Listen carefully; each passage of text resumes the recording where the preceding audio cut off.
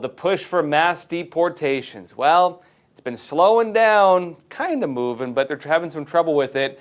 It could soon get the backing of a major order. President Donald Trump is allegedly set to invoke the Alien Enemies Act of 1798 as soon as today, they said, but we'll see. Now, he discussed using this order when he was on the campaign trail. This would give the President of the United States extremely broad authority to deport basically any non-citizen. Now, the allegation comes from CNN White House reporter Alina Treen, and here's what she wrote on X. She said, quote, "New, the Trump administration is expected to invoke the Alien Enemies Act of 1798, a sweeping wartime authority." It's not just wartime, but I'll get into that. "In the coming days," she said, sources familiar with the move tell these individuals and herself. She says the move is designed to speed up the president's mass deportation pledge, and adds the announcement, which could be made as soon as tomorrow, today, will come in the form of a presidential proclamation. The move would likely pave the way for quicker removals of certain immigrants. Read illegal immigrants. Now look, this has not been officially confirmed. Technically, Trump hasn't said he's going to come out and do it, but he did say he was going to do it when he was on the campaign trail. This was one of his campaign promises. It was expected he would do this eventually. We didn't know when. He actually said like day one, right? But we'll get into that. Now, it could give his administration very broad powers to carry out mass deportations and all the things he's been trying to do, but has been blocked from doing. Town Hall said this: "The Alien Enemies Act was originally intended to be used when the United States found itself at war with another country, or, and this is the important part, if a foreign government has invaded or threatened to invade the U.S. And it could be argued that many countries have threatened to invade the U.S. and are now doing it, using mass illegal immigration. Now it says this: "The law enacted in 1798 remains in effect today," meaning it's already passed, they don't need Congress, "but has rarely been used in the modern age. It grants the president sweeping authority to apprehend, restrain, and deport non-citizens who are citizens of a nation with which the U.S. is at war, or is declared an invasion from," of course. It notes the president can issue a proclamation to order the apprehension, confinement, or removal of individuals from countries that are at war with the U.S. He can also impose restrictions on their conduct while they are in the country. Like, for example, if you're organizing mass protests at Columbia University, possibly. It says individuals targeted under the law can challenge their detention in court, but they are not subject to the same due process that applies to U.S. citizens. They have some ability to go against it, not a lot. It says the act was used to detain and deport British nationals during the War of 1812. President Woodrow Wilson also used it to detain and deport German nationals during World War I. Now look, still, if Trump does invoke this, it's not going to go without challenges. It's going to be facing some major legal challenges if he actually does this. The main argument he's probably going to face is that for the act to be invoked legally, the United States has to be at war or has to be under an invasion by any foreign nation or government. And, you know, if you're under invasion by one country, you can deport the people from that country. And we're now under quote-unquote invasion, according to Trump, by well over 100 countries. Will he do all of them? Will he pick and choose? Maybe he'll do like the ones we get the most people from. We will see. Now, on the conservative side, it may not be seen as difficult to argue that the United States has been under an invasion. You could argue, even with these international agreements, that there's even an agreement in place to invade the United States using, again, mass migration as the tool. Maybe he'll say the United Nations has invaded the United States because, ironically, we signed on with some of the agreements with him to do this. Did the United States invade ourselves? Maybe. But Democrats have argued that they may be able to challenge this, and they have some points on this. CNN said this. They said experts told CNN last year that if the Trump administration does invoke the Alien Enemies Act, immigrant and civil rights advocates are likely to argue it's illegal to use the law to detain and deport foreign nationals under these circumstances. They say, quote, There is no military invasion or military predatory incursion being perpetrated by an actual foreign nation or government. Note the language here. They're saying military invasion, not just quote-unquote invasion. And that's what the technicality is here.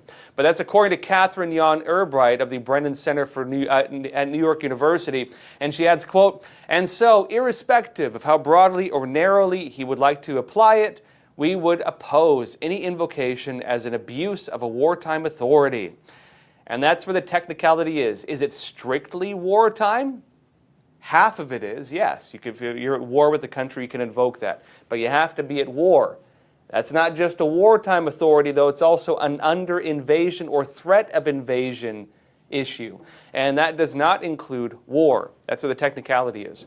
Now, like, the issue Trump is going to face is that while it could be argued the United States has seen mass migration, tens of millions of people, and that there are cartels, human traffickers, other groups involved.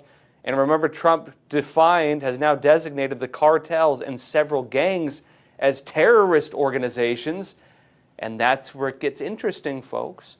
Because look, if Trump said the cartels are terrorist organizations, if the cartels and the gangs are terrorist organizations, Tren de Aragua, MS-13, who is carrying out the facilitation of the mass migration? It's human traffickers, the coyotes. They're the ones running the checkpoints at the borders.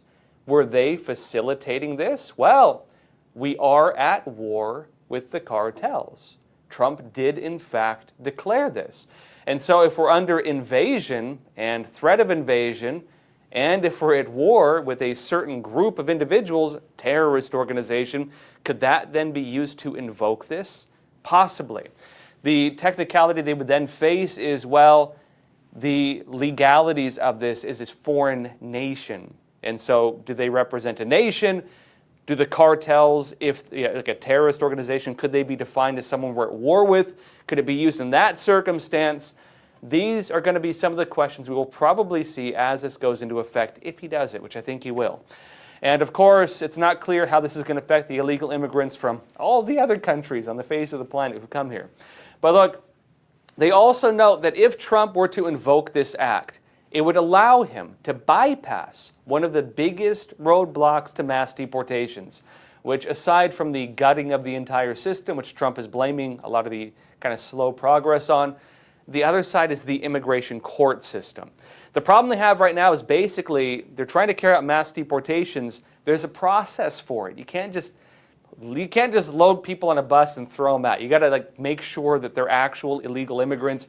You got to make sure that they're not just like a U.S. permanent resident or even an American citizen who maybe just doesn't speak English for some reason or some other reason like that. You're not accidentally deporting people who should not be deported. That goes to the courts. There's a process for it. And the problem they have right now is basically the holding facilities and that entire system is full. They cannot do it fast enough.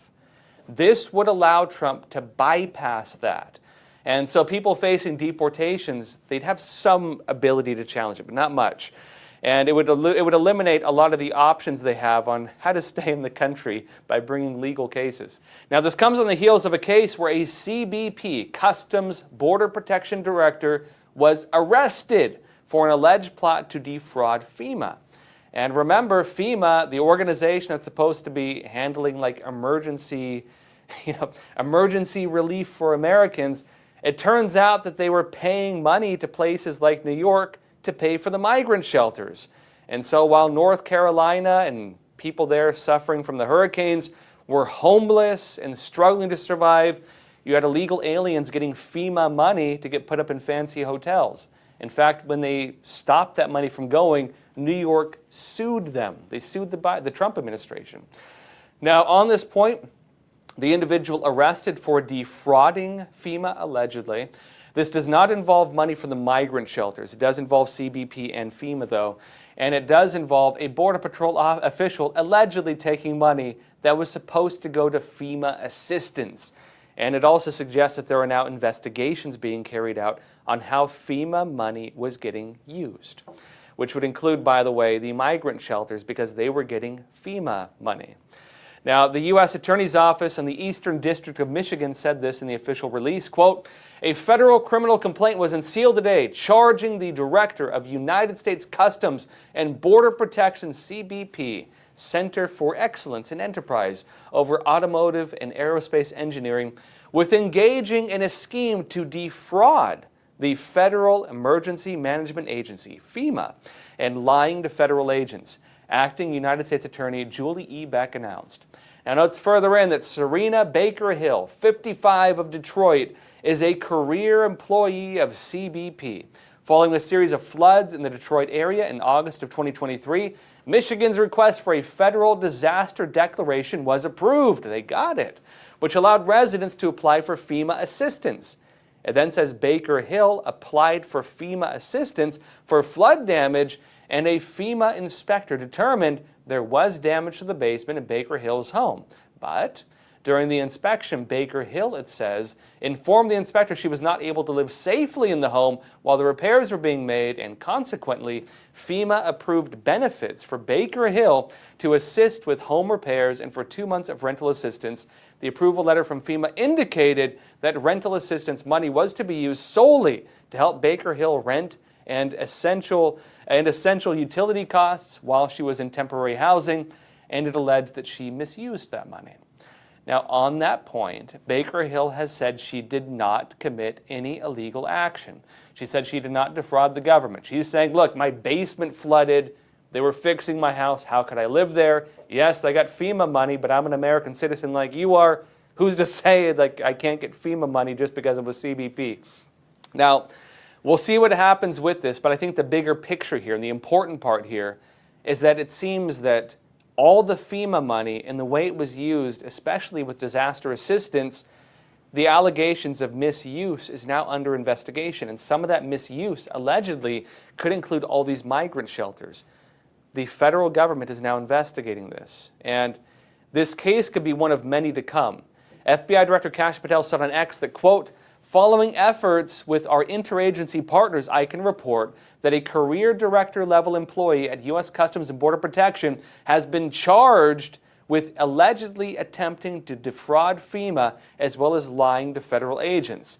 This is part of the new FBI's renewed efforts to crack down on public corruption and deliver accountability for the American people." And he said justice will be done.